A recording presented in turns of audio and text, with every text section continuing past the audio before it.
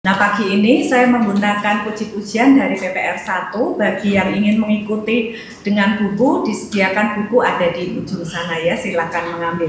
Bapak Ibu yang dikasihi Tuhan, mari kita akan memulai ibadah pada pagi hari ini dengan mengagungkan kemuliaan Tuhan dan kesetiaan Tuhan di dalam hidup kita. Oleh karena Tuhan tidak pernah berubah. Kita nyanyikan Mulia Setiamu, PPR 1 nomor 119. Pada bait yang ketiga kita akan nyanyikan dengan bangkit berdiri.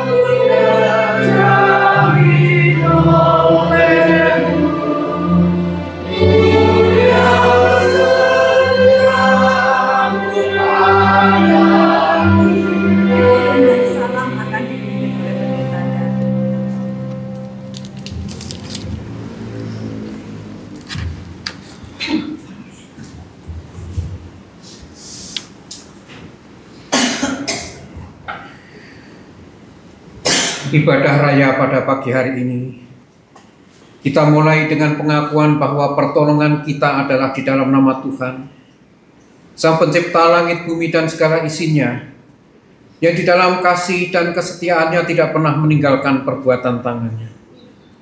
Turunlah atas kita sekalian anugerah dan sejahtera, di dalam nama Allah Bapa, Allah Anak Tuhan kita Yesus Kristus, dan Allah Roh Kudus ketiganya yang esa. Amin.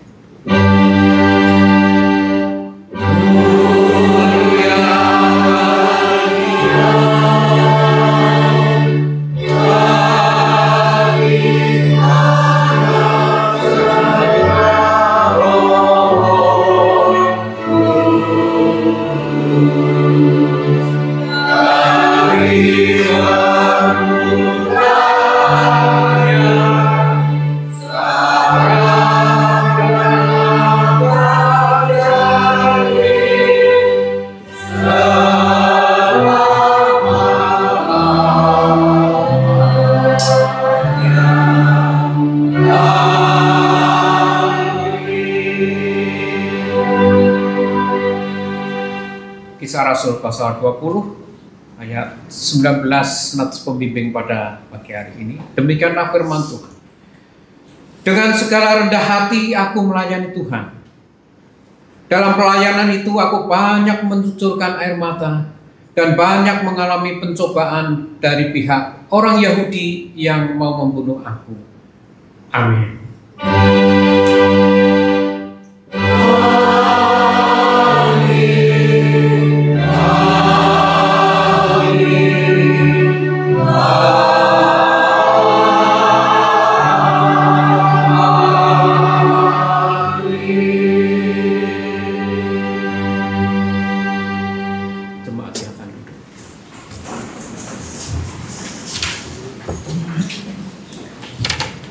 Sebagai anak-anak Tuhan, kita mengucap syukur bahwa sampai dengan saat ini Tuhan senantiasa memenuhi segala keperluan kita dan menjamin kehidupan kita. Namun ada hal yang membuat kita mengucap syukur. Satu hal yang Tuhan berikan dalam hidup kita adalah iman kepadanya. Karena iman inilah yang menjadi bekal kita di dalam perjalanan hidup kita mengiring Dia.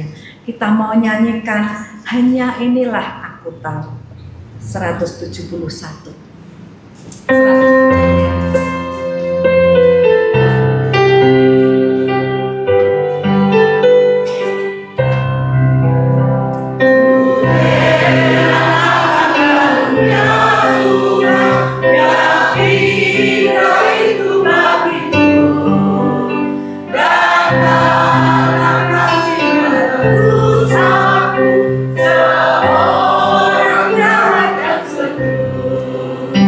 Hanya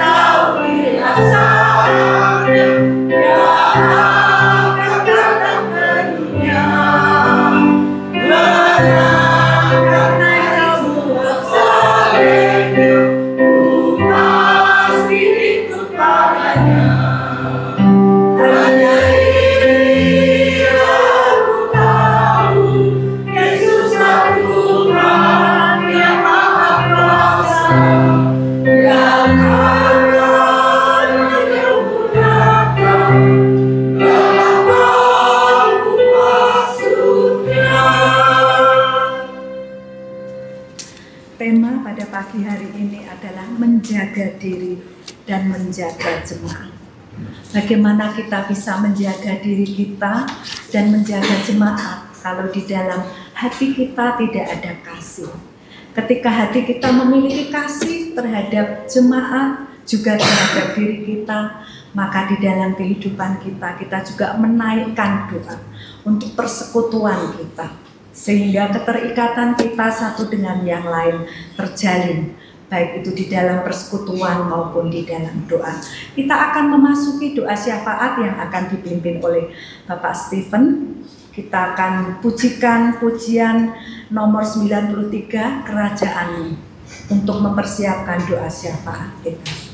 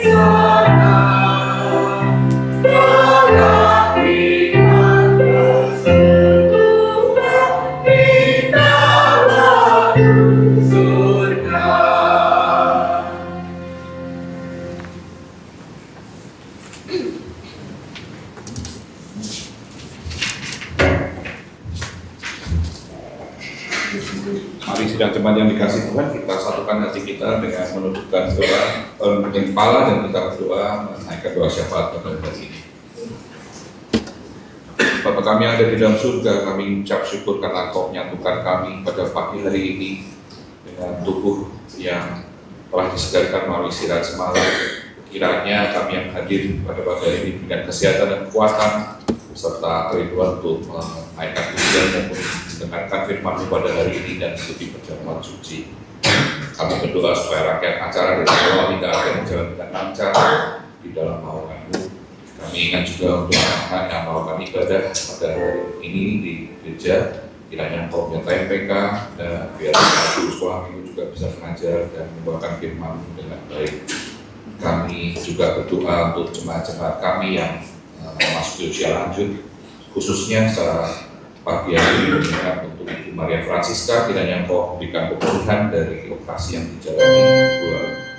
Kami juga ingin berdoa mengucap syukur atas keluarga Bapak Ibu Endratmo yang telah memberikan ruangan bagi kami untuk beribadah sementara di gereja dilakukan renovasi, dan secara khusus kami juga berdoa biarlah semua proses renovasi dengan semua orang yang ikut terlibat juga dapat berjalan dengan baik lancar.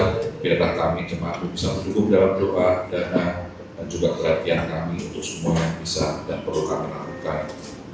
Kami ingat juga secara khusus untuk para peserta yang pergi ke Batu Penumpang dengan semua agenda yang mereka rencanakan dan akan lakukan sampai dengan hari ini, dan nanti mereka akan kembali ke Jakarta. Biarlah semuanya berjalan dengan baik dan lancar, Kau berikan kesehatan, kekuatan, keamanan, dan juga kelancaran, supaya juga menjadi berkat bagi umat-Mu yang ada di sana, bagi pelayanan gereja untuk kemuliaan Allah.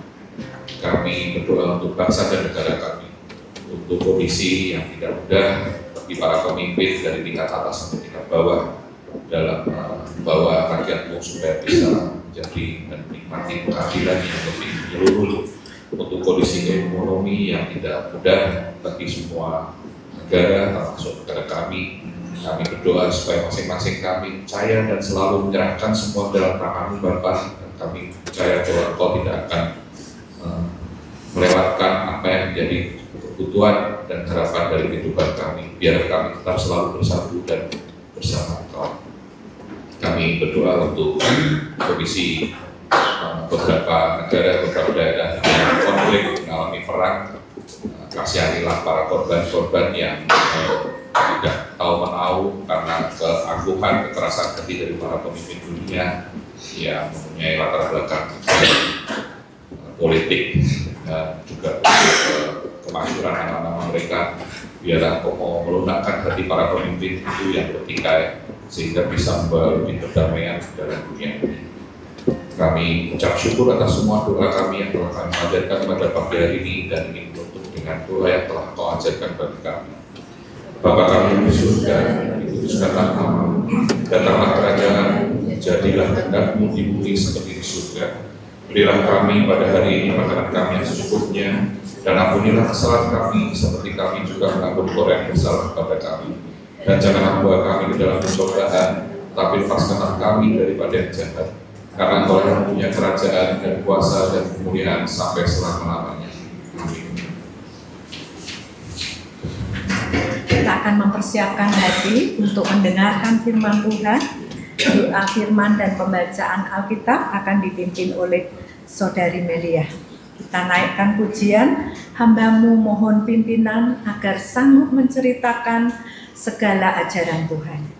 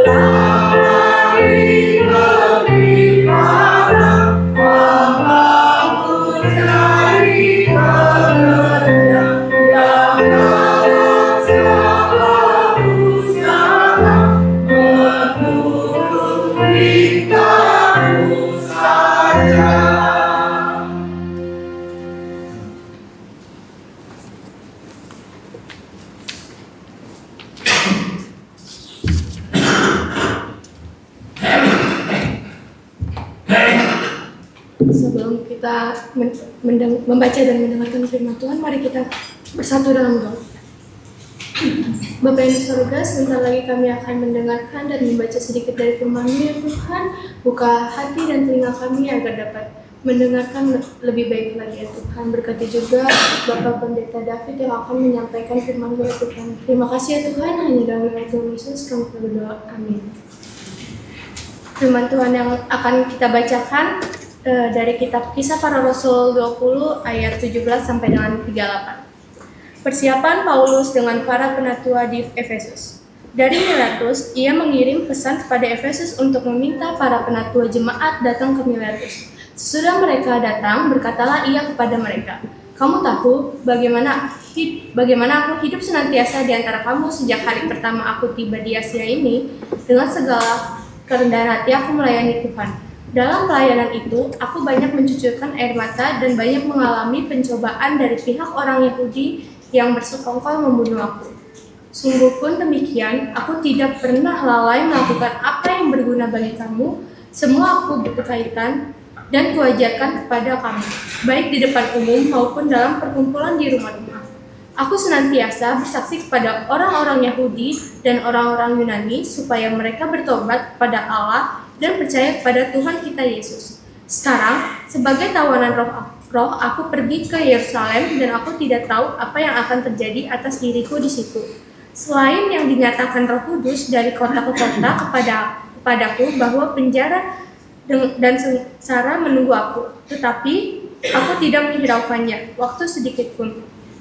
Asalkan aku dapat mencapai garis akhir dan menyelesaikan pelayanan yang kuterima oleh Tuhan Yesus kepadaku untuk bersaksi tentang Injil anugerah Allah.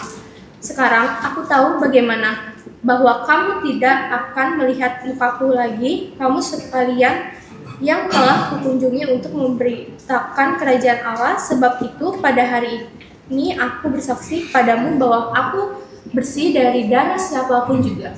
Sebab aku tidak lalai memberitakan seluruh maksud Allah kepadamu.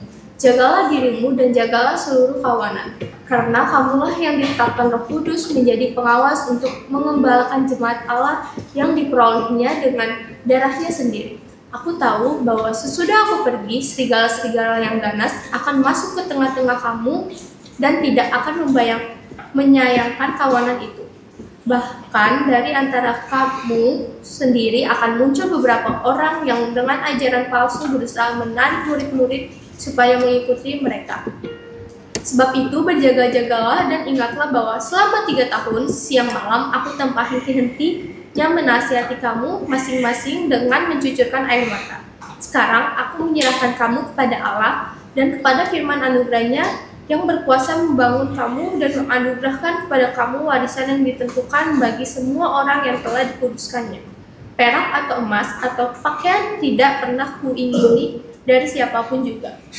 Kamu sendiri tahu bahwa dengan tanganku sendiri aku telah bekerja untuk memenuhi keperluanku dan keperluan kawan-kawan seperjalananku. Dalam segala sesuatu telah kuberikan contoh kepada kamu bahwa dengan bekerja keras begini, kita harus membantu orang-orang yang lemah dan harus mengingat perkataan Tuhan Yesus, sebab Ia sendiri telah mengatakan lebih berbahagia memberi daripada menerima. Sesudah mengucapkan kata-kata itu, Paulus berlutut dan berdoa bersama mereka semua. Menangislah mereka semua, terseduh-seduh, dan sambil memeluk Paulus, mereka berulang-ulang mencium dia. Mereka sangat berduka cita, terlebih karena ia mengatakan bahwa mereka tidak akan melihat mukanya lagi. Kemudian mereka mengantar dia ke kapal. Sekian firman Tuhan hari ini. Terima kasih.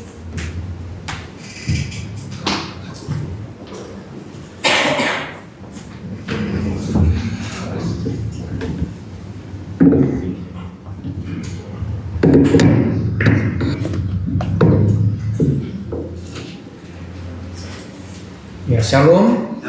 Selamat pagi.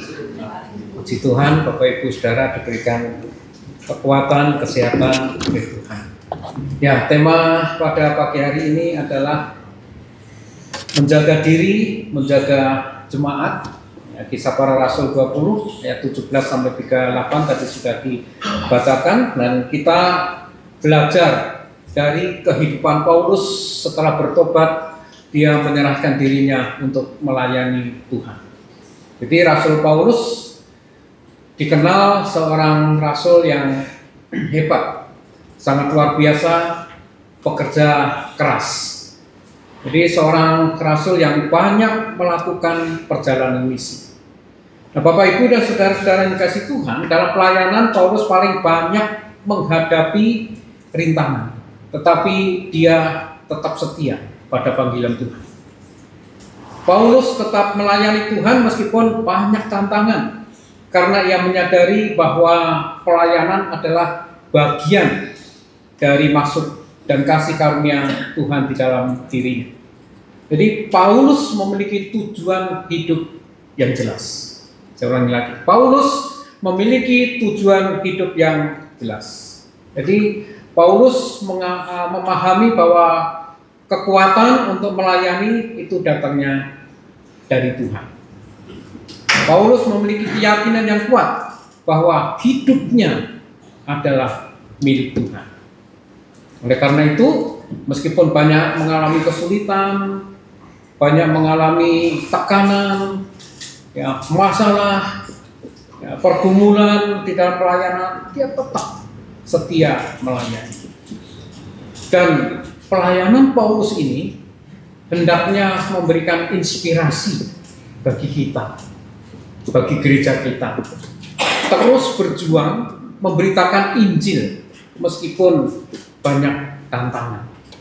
Nah, ada hal-hal penting yang dapat kita teladani dari pelayanan Paulus. Yang pertama, bahwa Paulus adalah seorang pelayan yang rendah hati. Dalam ayat 19 dikatakan, dengan segala rendah hati aku melayani Tuhan. Dalam pelayanan itu aku banyak mencucurkan air mata. Bapak Ibu bisa bayangkan betapa sulitnya, betapa susahnya pelayanan Rasul Paulus. Dan banyak mengalami pencobaan dari pihak orang Yahudi yang mau membunuh aku. Meskipun Paulus itu banyak mengalami tekanan di dalam jemaat, ya, dari orang-orang Yahudi, dari bangsanya sendiri, tetapi Paulus tetap setia mengasihi jemaat. Kasih adalah dasar kehidupan Kristen.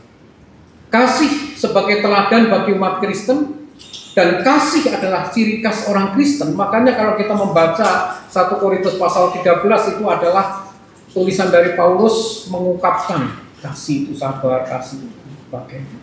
Karena kasih ini adalah ciri khas dari kehidupan orang Kristen. Paulus bekerja keras, tanpa pamrih, tanpa lelah.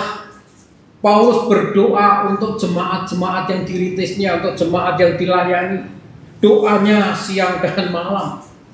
Paulus rela berkorban demi jemaat, dan Paulus tinggal di Efesus selama 3 tahun dalam nats yang kita baca tadi. Dan Paulus selama menggembalakan di Efesus 3 tahun lalu mengadakan perpisahan. Dan selama 3 tahun itulah antara jemaat dengan Paulus itu merasakan keintiman, keakraban antara gembala dengan jemaat, merasakan kasih Kristus. Nah, ini adalah gembala yang mengasihi jemaat dan jemaat yang mengasihi gembala. Saya juga akrab dengan jemaat yang saya layani, mulai dari taman kanak-kanak, ya anak-anak, saya peluk, saya gendong, saya rangkul, remaja, pemuda. Saya berguru juga dengan yang sudah dewasa, ya bapak-bapak jemaat yang dewasa, bapak-bapak, ibu-ibu. Saya suka bahasa Jawa, saya bercanda dengan bahasa Jawa. Nah, ini membangun relasi saya, keakraban saya dengan jemaat. Paulus itu begitu mengasihi jemaat, dan dia mengatakan bahwa bukan karena dia sombong, dia adalah seorang rasul, seorang pelayan, seorang hamba Tuhan yang rendah hati. Bahkan Paulus itu tidak mempedulikan dirinya. Tugas seorang hamba Tuhan itu sangat berat, Bapak Ibu. Paulus mengatakan, dalam pelayanan aku banyak mencucurkan air mata dan banyak mengalami pencobaan. Jadi kalau ada hamba Tuhan belum pernah mencucurkan air mata, barangkali kasihnya kepada jemaat kurang, atau kasihnya pada Tuhan kurang,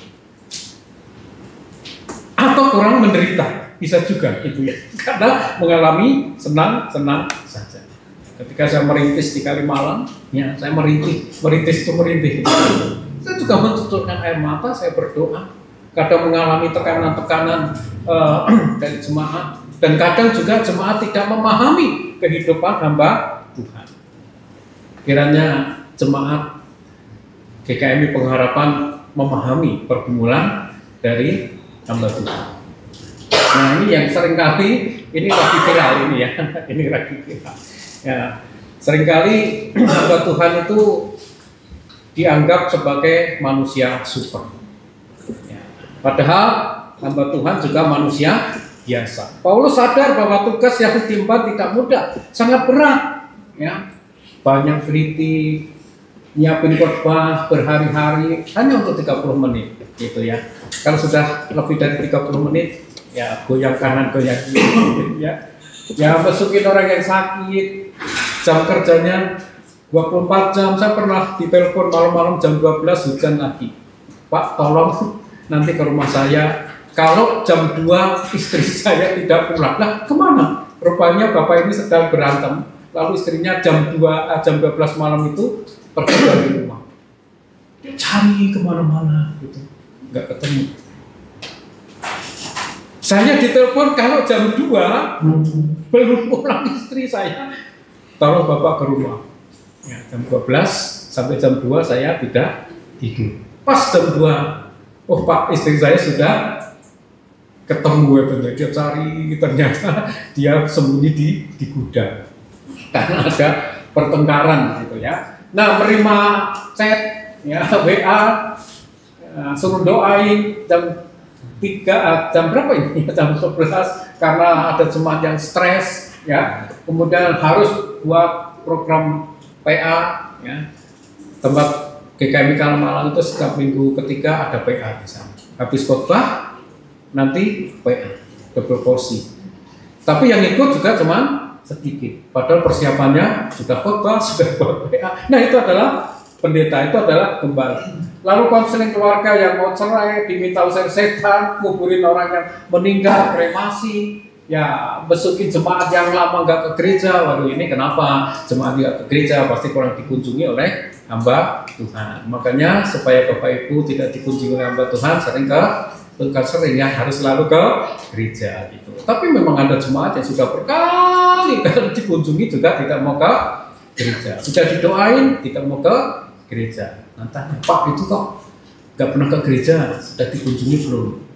Padahal saya sama istri saya ini ya selalu mengunjungi, ya Bapak Ibu.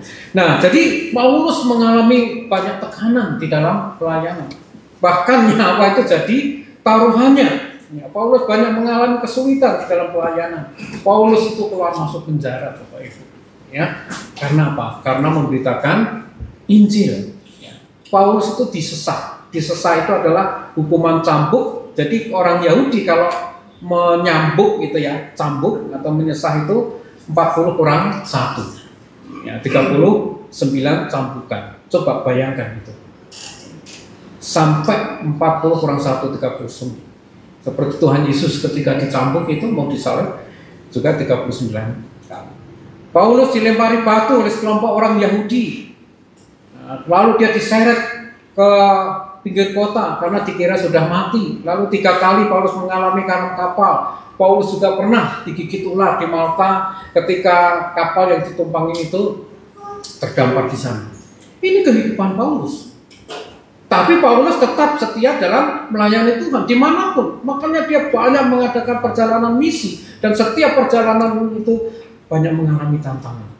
Sepanjang hidup Paulus dalam melayani Tuhan selalu menghadapi tantangan yang berat. Jadi kalau kita baca kisah hidup Paulus, Bapak Ibu sudah mengerti itu ya. Sebelum percaya pada Tuhan, sebelum ditangkap oleh Tuhan, hidupnya enak. Dia menjadi pemimpin bangsa Yahudi, ahli Taurat, dihormati, disegani. Tapi setelah bertobat, tidak ada enaknya. Menderita di dalam melayani Tuhan. Saya rasa hanya Paulus yang banyak penderitaan ketika melayani Tuhan, tetapi tetap teguh dalam melayani Tuhan. Jadi Paulus itu seorang hamba Tuhan yang hebat, sangat luar biasa. Dia menunjukkan ketekunannya, keberanian, kesetiaan kepada Tuhan demi jemaat. Paulus katakan meskipun banyak mencucurkan air mata, tetapi dia tidak pernah menyerah, tidak menjadi lemah, dan tidak tawar hati. Sungguh pun, ya, ayat 20, sungguh pun demikian aku tidak pernah melalaikan apa yang berguna bagi kamu.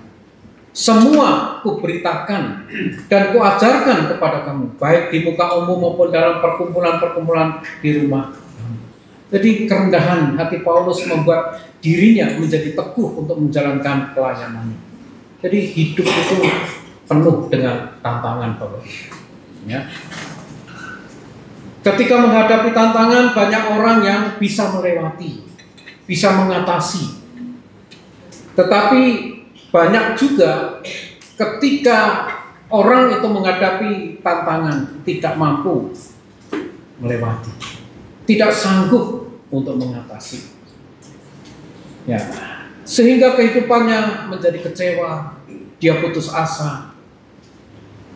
Dan hari-hari kehidupan yang kita jalani dalam dunia ini kadang-kadang membingungkan, ya, menakutkan, menyeramkan. Pak Stephen tadi doa, ya, bahwa keadaan bangsa kita ini tidak baik-baik saja. Tadi kerja susah, ekonomi semakin sulit, ormas-ormas yang bermunculan saat ini sangat menakutkan, gitu ya. Jadi kadang-kadang banyak orang hidup dalam tekanan, banyak orang hidup di dalam ketakutan, gitu. Dan orang bilang bahwa hidup yang kita jalani itu bagaikan roda pedati. Ya, ada saatnya di atas, ada saatnya di bawah. Kalau roda pas di atas itu menggambarkan kehidupan yang baik-baik saja, aman, tentram, ya, damai begitu. Tapi kalau pas rodanya di bawah itu menggambarkan kehidupan yang tidak baik, kesusahan, kesulitan, kepedihan. Namun demikian kita harus tetap berjalan bersama Tuhan. Seperti Rasul Paulus. Apapun yang terjadi dalam kehidupan Paulus, dia tidak pernah menyerah dan selalu bersandar kepada Tuhan.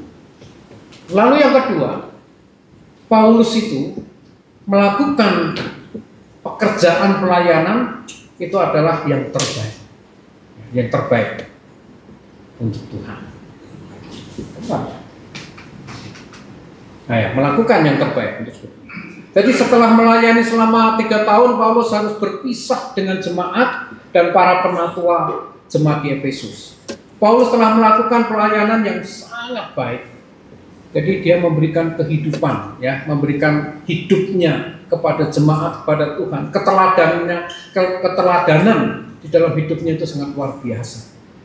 Dan Paulus harus berpisah dengan mereka. Kenapa harus berpisah?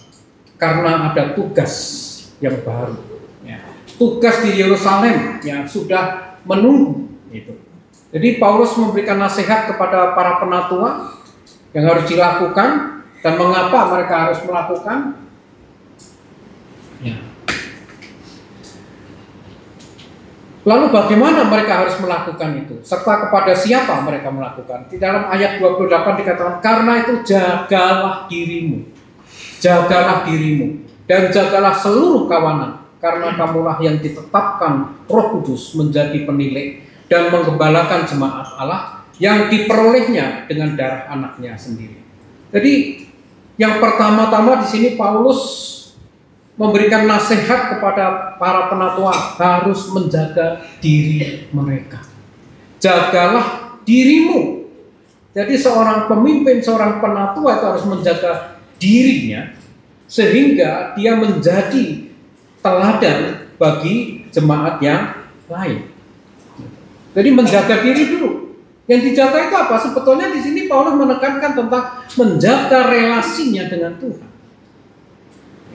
Kalau relasinya dengan Tuhan baik, rohaninya baik, menjadi pemimpin yang baik, nah itu nanti akan diteladani, diikuti oleh jemaat. Jadi Paulus menggunakan kata kerja jagalah. Nah, artinya kata kerja jagalah di sini adalah harus hati-hati, kehati-hatian, ya, harus memperhatikan dirimu secara khusus. Nah, menjaga dirimu artinya juga kamu harus bisa melihat ke depan. Melihat ke depan. Apa yang sudah disiapkan oleh Tuhan di depan. Maka kamu harus menjaga diri. Jadi para penatua pada jemaat di Efesus ini mereka adalah menjadi pengajar-pengajar bagi jemaat. Jadi majelis lah begitu ya. Dan mereka sekaligus menjadi pengajar bagi jemaat. Nah, bagaimana kalau mereka tidak menjaga diri, mereka tidak ada relasi yang baik dengan Tuhan, kalau pengajarannya tidak baik, wah, maka jemaat akan rusak gitu. Mereka akan dibingungkan. Dan salah satu yang ditekankan oleh Paulus adalah keteladanan hidup. Jadi hidupnya itu harus menjadi daya tarik yang kuat bagi jemaat. Jadi seorang penatua itu harus menjadi daya tarik, bukan hanya pendeta loh Bapak Ibu, ya bukan hanya gembala sidang, tetapi penatua pun, ya, Paulus menekankan harus menjaga dirinya dengan baik, ya, sehingga keteladanan itu bisa diikuti oleh jemaat. Dan setelah bisa menjaga diri, maka penatua juga harus menjaga kawanan domba. Jadi setelah menjaga diri dulu, relasinya dengan Tuhan baik, itu ya, pemahamannya dengan Tuhan baik. Nah, Paulus berkata, karena itu jagalah dirimu dan jagalah seluruh kawanan domba Allah. Menjaga diri dulu yang utama, lalu menjaga kawanan domba Allah. Jadi ada dua tanggung jawab, yang menjaga diri dan menjaga jemaat. Nah, seperti tema kita itu. Nah, mengapa penatua harus menjaga kawanan domba? Karena jabatan penatua adalah ketetapan dari Roh Kudus. GKMI Kalimalang sedang mengadakan pemilihan majelis, gitu ya. Dan sudah didoakan. Sekarang sudah terpilih 20 nama besar, ya, 20 suaranya yang paling besar. Nanti akan mengambil 11. Nah, tugas hamba Tuhan adalah menghubungi mereka satu-satu. Padahal setiap khotbah saya katakan, Bapak, Ibu, Saudara yang dipilih sudah didoakan ya. Jadi nanti kalau dihubungi jangan nolak dan jangan ngomong lagi, saya doakan dulu, kan sudah didoakan. Tapi ternyata ketika dihubungi apa? Saya berdoa dulu, Pak. Sampai kapan? Ada yang 3 hari, ada yang seminggu. Nah, benar gitu kan? Padahal yang terpilih itu pasti itu adalah pilihan dari Tuhan. Melalui siapa? Melalui jemaat. Dan itu sudah ditetapkan oleh Roh Kudus loh Bapak Ibu. Ada yang tidak berani menolak. Pak, karena saya sudah dipilih, saya nggak berani menolak. Oh, bagus itu. Itu adalah suara dari Roh Kudus. Tapi ada berani yang menolak juga. Ya, itu adalah alasan pribadi masing-masing. Nggak apa-apa kan. Kalau tidak mau dipaksakan ya repot juga. Nah, makanya ketika nanti sudah terbentuk majelis itu, yang terpilih itu dilantik, diteguhkan. Kenapa? Supaya mereka ada kesehatian, ya, keperbedaan di dalam pikiran itu adalah bagus, tetapi mereka nanti harus bersama-sama bergandengan tangan untuk memajukan pelayanan yang Tuhan percayakan. Itu adalah tugas dari penatua dan diaken, dan itu yang dilakukan oleh Paulus ketika melayani dimanapun. Itu dia selalu ya memotivasi kepada penatua-penatua. Nah, lalu kenapa harus memperhatikan jemaat? Karena jemaat adalah milik Allah. Jadi yang digembalakan oleh para penatua itu adalah jemaat milik Allah. Bapak, Ibu, dan Saudara ini adalah jemaat milik Allah. Bukan miliknya Pak Hedi, bukan miliknya Nikolas, bukan miliknya penatua. Penatua hanya menjalankan tugas untuk menggembalakan. Para hamba Tuhan yang ditetapkan di sini hanya mendapat tugas dari Tuhan supaya menggembalakan jemaat dengan penuh tanggung jawab. Karena jemaat adalah milik Tuhan. Nah, kenapa perlu digembalakan? Karena juga jemaat itu kadang-kadang yang belum kuat di dalam doktrin pemahaman Alkitab itu mudah disesatkan oleh ajaran-ajaran yang terus berkembang. Tapi kalau Bapak, Ibu, dan Saudara sekalian sudah membaca firman Tuhan, lalu kita sudah setiap hari Minggu kita mendengarkan khotbah, lalu ada PA, lalu ada doa pagi. Jadi ketika ajaran-ajaran yang tidak sesuai dengan firman Tuhan itu, pasti kita sudah bisa menilai, oh ini tidak sesuai dengan firman Tuhan. Sehingga iman kita, pengharapan kita. Nah, di dalam ayat 29 dikatakan, aku tahu bahwa sesudah aku pergi, serigala-serigala yang ganas akan masuk ke tengah-tengah kamu dan tidak akan menyayangkan kawanan itu. Paulus sudah tahu.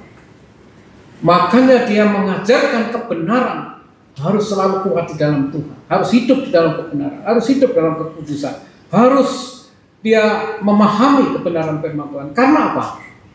Ada serigala-serigala yang ganas akan masuk ke tengah-tengah jemaat dan tidak menyayangkan kawanan atau jemaat atau domba-domba Tuhan itu. Nah, gambaran tentang serigala itu merujuk pada para pengajar sesat. Jadi ada guru-guru palsu yang tidak akan menyayangkan domba-domba itu. Mereka akan mencerai-beraikan domba-domba itu. Oleh karena itu, para penatua dituntut menjadi gembala yang menjaga. Ya, para penatua dituntut untuk menjaga domba-domba supaya mereka tidak menjadi santapan dalam tanda petik itu ya para serigala, para pengajar sesat itu.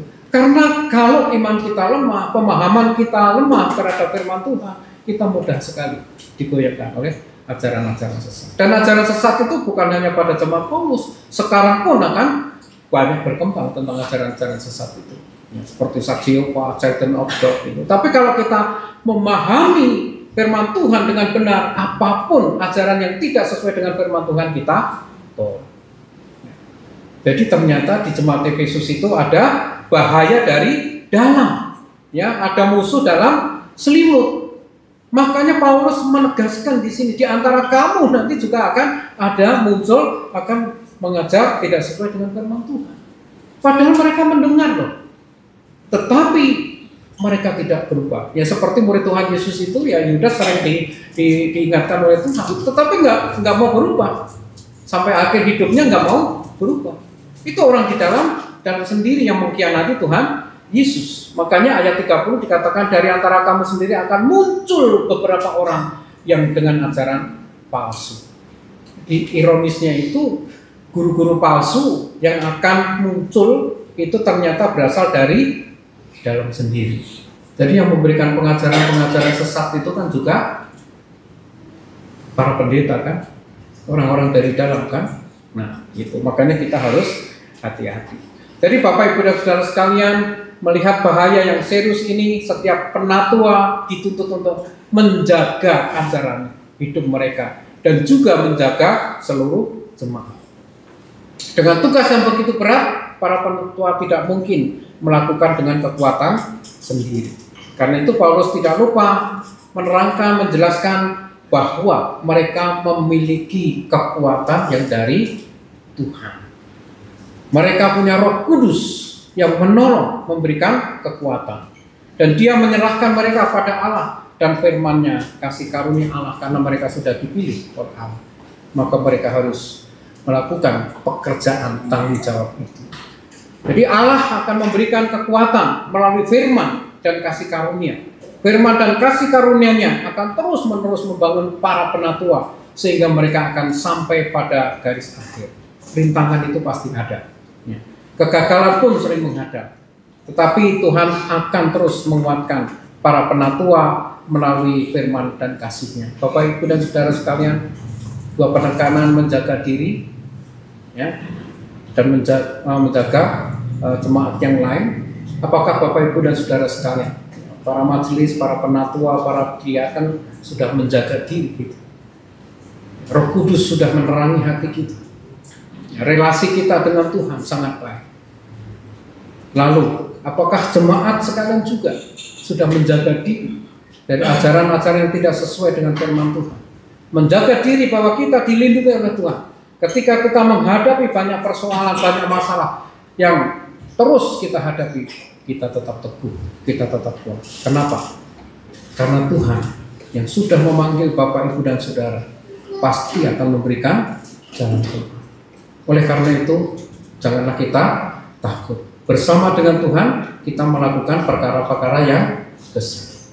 Bukti nyata bahwa Allah sudah berkorban, memberikan kasih-Nya kepada Bapak, Ibu, dan Saudara. Sudah menyelamatkan kita. Dan saat ini kita akan menikmati perjamuan kudus. Roti itu adalah lambang tubuh Kristus yang sudah dicapik-capik. Karena kasih-Nya, karena sayangnya kepada Bapak, Ibu, dan Saudara sekalian. Jadi ketika nanti kita menikmati perjamuan kudus, kita benar-benar merenungkan betapa Allah yang kudus, Allah yang suci, yang turun ke dalam dunia, merasakan penderitaan Bapak, Ibu, dan Saudara sekalian. darahnya tertumpah di Golgota. Nanti kita akan minum anggur. Itu sebagai lambang darah Kristus yang sudah menyucikan kita. Oleh karena itu, Allah yang kita sembah, Yesus Kristus adalah Allah yang hidup. Mari kita menjalani kehidupan ini yang selalu berserah pada Tuhan. Karena Tuhan selalu menyertai kita, memberikan kekuatan kepada kita selama-lamanya. Mari kita berdoa. Terima kasih Tuhan, kami telah mendengarkan firman-Mu. Betapa Engkau Allah sangat mengasihi kami semua Tuhan. Sampai saat ini Engkau tetap memberkati kami, melindungi kami. Ketika kami menghadapi banyak persoalan, ketika kami menghadapi banyak masalah, tantangan, tetapi hari ini kami kuat. Hari ini kami mampu. Semuanya hanya karena kekuatan yang dari Tuhan. Sebentar lagi kami akan menikmati perjamuan kudus. Biarlah kami selalu mengingat akan pengorbanan-Mu yang begitu luar biasa. Tubuh-Mu yang dicapit-capit. Darah-Mu yang begitu banyak mengalir hanya untuk kami ya Tuhan. Ampunilah kami sebelum kami menikmati perjamuan kudus. Kadang kami ini seperti domba yang tersesat, menjauh dari Tuhan. Kadang-kala kami tidak ingat akan Tuhan. Kami hidup menuruti keinginan kami sendiri Tuhan. Tapi Engkau Allah yang Maha Kasih itu selalu mengasihi kami, selalu mengingatkan kami. Dan kami bersyukur pagi hari ini Tuhan kembali memberikan kesempatan bagi kami semua untuk menikmati perjamuan kudus. Terima kasih Bapa, dalam nama Tuhan Yesus Kristus. Amin. Saya mengundang untuk petugas ke depan.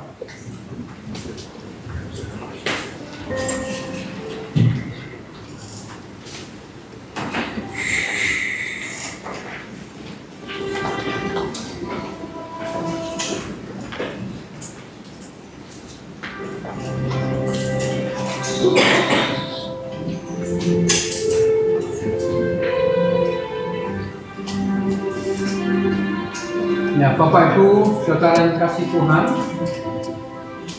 nanti kita semua akan menerima roti dan anggur, tapi ini diperuntukkan oleh jemaat yang sudah dibaptis, yang sudah percaya kepada Tuhan Yesus Kristus.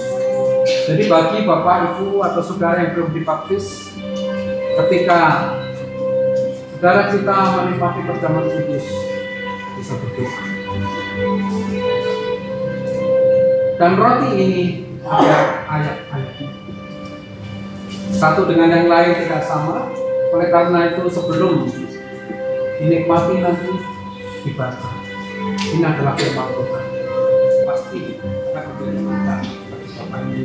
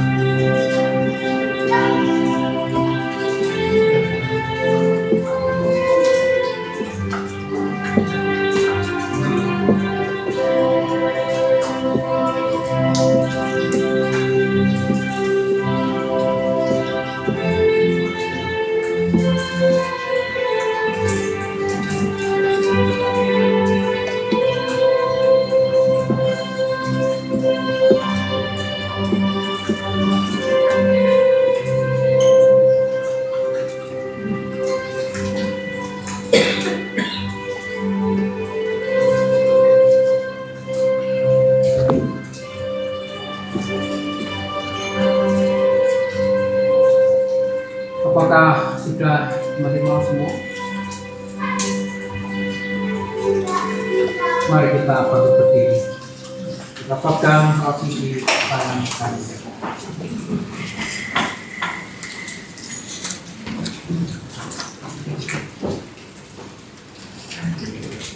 Dan sesudah itu ia mengucap syukur atasnya. Ia memecah-mecahkan dan berkata, "Inilah tubuhku yang diserahkan bagi kamu.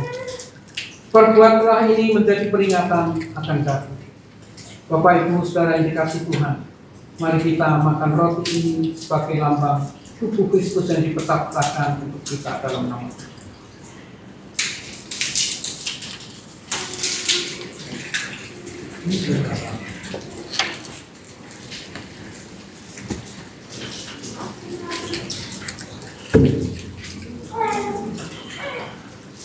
Kita pegang anggur di tangan kita.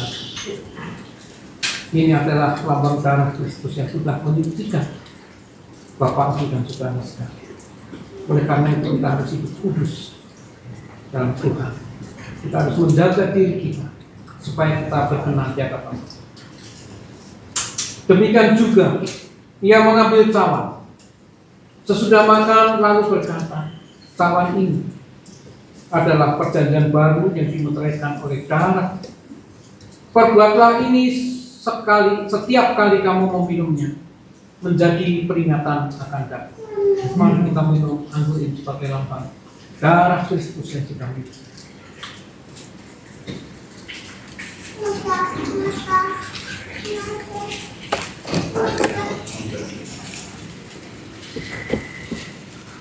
Bapak di surga, terima kasih. Pagi ini kami dapat mengingat kembali penderitaan-Mu, kesengsaraan-Mu, mulai dari Getsemani sampai di bukit Golgota. Engkau-lah yang sudah menanggung segala dosa kesalahan kami. Engkau yang sudah memberikan jaminan keselamatan bagi kami. Oleh karena itu ya Tuhan, biarlah kami selalu ingat akan cinta kasih-Mu itu. Dan kami selalu setia di dalam mengiring Engkau ya Tuhan. Yang sudah menguduskan kami dan memberikan jaminan dalam kehidupan kami. Sehingga ketika kami menjalani kehidupan ini kami tidak takut karena Allah Immanuel, Allah yang beserta dengan kami. Terima kasih. Kalau ada di antara Bapak, Ibu, Saudara yang hadir tempat ini ya Tuhan, jemaat-Mu mengalami sakit penyakit oleh kuasa maupun sang penyembuh. Setiap jemaat yang mengalami pergumulan-pergumulan yang berat, tidak ada yang mustahil. Di dalam nama Tuhan Yesus, sungguh sanggup menyatakan mukjizat melengkapi. Sehingga ketika kami pulang dari rumah ini, kami pulang dengan sukacita, kami pulang dengan pengharapan yang baru, kami pulang dengan damai sejahtera, karena Tuhan Yesus selalu memperbaharui kehidupan kami. Terpujilah nama-Mu Bapa. Kami berdoa dan mengucap syukur. Haleluya. Amin. Silakan kembali.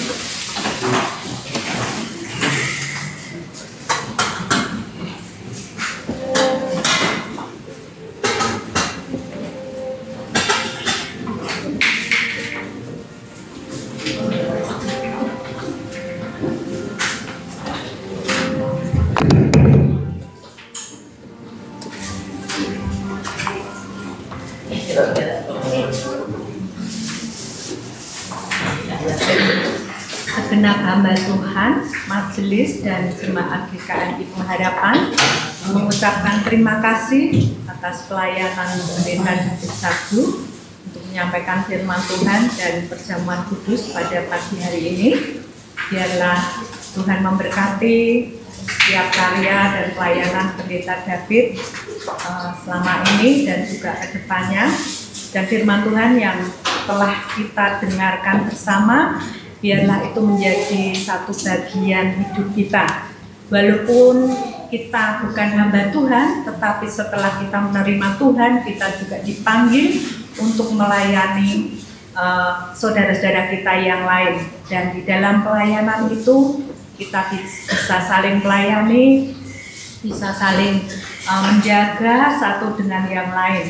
Ya walaupun memang hamba Tuhan itu memiliki porsi yang lebih gitu ya Pak David di dalam pelayanannya, tengah malam juga bersedia gitu ya di telepon kalau misalnya ada yang membutuhkan. Saya juga pernah ada pengalaman tengah malam dibangunin adik saya, diminta mendoakan, itu aku kerasukan setan. Jadi ada orang yang kerasukan, terus saya bilang, lah kamu kan anak Tuhan, ya bisa dong mendoakan gitu. Udah tak doain masih ngurungnya gitu. Terus saya bilang, jidatnya itu panas apa enggak? Katanya tuh enggak. Ya udah cariin ini aja, air kelapa gitu kan. Saya berpikir ini anak tadinya main kok tiba-tiba seperti itu gitu. Terus dalam hati saya mungkin ini ada sesuatu yang salah. Itu tengah malam, terus dicariin air kelapa, terus akhirnya kan saya belum sampai ke sana. Terus muntah-muntah gitu kan. Terus adik saya bilang, udah mbak muntah-muntah, yaudah suruh tidur aja, besok kan sembuh. Ternyata anak itu dikerjain temennya. Itu loh daun kecubung, Bapak Ibu tahu ya daun kecubung yang buat kayak narkoba itu kan, kalau kebanyakan kan bisa mabuk. Jadi rupanya anak itu tuh karena overdosis daun kecubung itu kan jadi kayak ngomel gitu ya. Dikira kerasukan setan, ketiwasan bangunin orang, kepala saya pusing gitu. Nah, aneh-aneh saja begitu ya. Saya juga pernah diajak pelayanan gitu, karena belum pengalaman mendoakan orang depresi gitu. Saya amin, orangnya nggak ada. Tinggal pergi saya. Jadi rupanya kalau doa untuk orang yang sedang ada gangguan kejiwaan gitu nggak harus kita menutup mata ya. Bisa-bisa kita dipukul, atau pengalaman saya berdoa orangnya nggak ada, saya amin bingung, berdoa sendiri saya. Nah itulah Bapak Ibu, kalau kita diajak untuk melayani Tuhan itu ada satu sukacita tersendiri. Tetapi kita juga harus tahu bahwa kita juga harus bisa menjaga diri dalam pengajaran supaya kita tetap hidup dekat dengan Tuhan. Kita akan mengakhiri ibadah kita dengan pujian Nyalakan Suluh Rahmat-Nya. Pada bait yang ketiga kita akan nyanyikan dengan bangkit berdiri. Suluh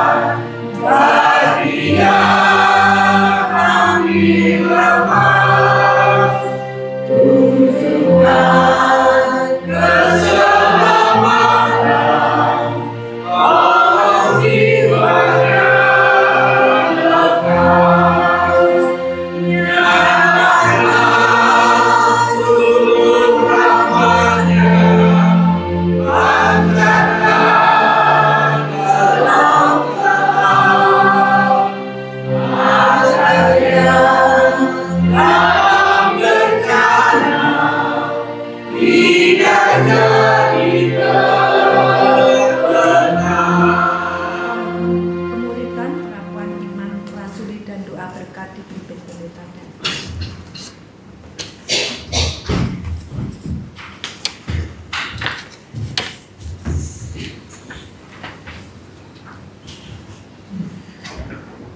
Sebagai jemaat Kristen yang ingin meneladani Kristus, marilah kita mengikrarkan komitmen kemuridan. Kami percaya bahwa tidak seorang pun dapat sungguh-sungguh mengenal Kristus kecuali Dia yang menyertai kami dalam kehidupan. Sebagai bagian dari gereja yang am, marilah kita bersama-sama dengan gereja-gereja di sepanjang segala abad dan tempat kita mengikrarkan pengakuan iman rasuli. Aku percaya kepada Allah, Bapa yang berkuasa, Khalik langit dan bumi, dan kepada Yesus Kristus Anak yang tunggal Tuhan, yang dikandung dari Roh Kudus, lahir dari anak darah Maria, yang menderita sengsara di bawah pemerintahan Pontius Pilatus, disalibkan, mati dan dikuburkan, turun ke alam maut. Pada hari yang ketiga bangkit pula dari antara orang mati, naik ke surga, duduk di sebelah kanan Allah, Bapa yang Maha Kuasa. Dan dari sana Ia akan datang kembali untuk menghakimi orang yang hidup dan yang mati. Aku percaya pada Roh Kudus, gereja yang kudus dan am, persekutuan orang kudus, pengampunan dosa, kebangkitan orang mati, dan hidup yang kekal.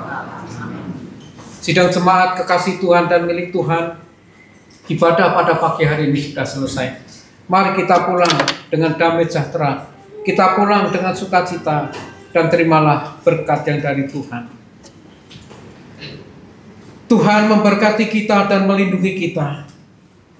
Tuhan menyinari kita dengan wajah-Nya dan memberi kita kasih karunia. Tuhan menghadapkan wajah-Nya kepada kita dan memberi kita damai sejahtera. Berkat anugerah dari Allah Bapa Surgawi, cinta kasih dari Tuhan Yesus Kristus, dan di dalam persekutuan dan penghiburan Roh Kudus menyertai kita sekalian dari saat ini sampai selama-lamanya. Haleluya. Amin.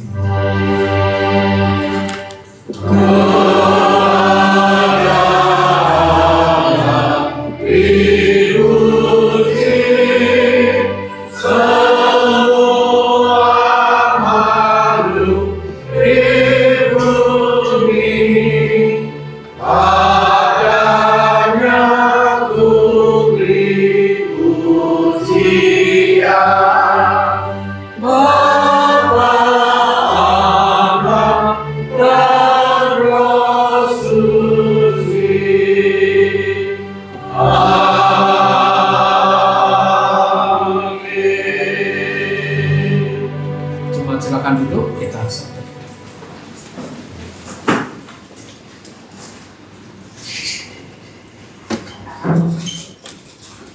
Selamat pagi, Tuhan Yesus memberkati Bapak Ibu.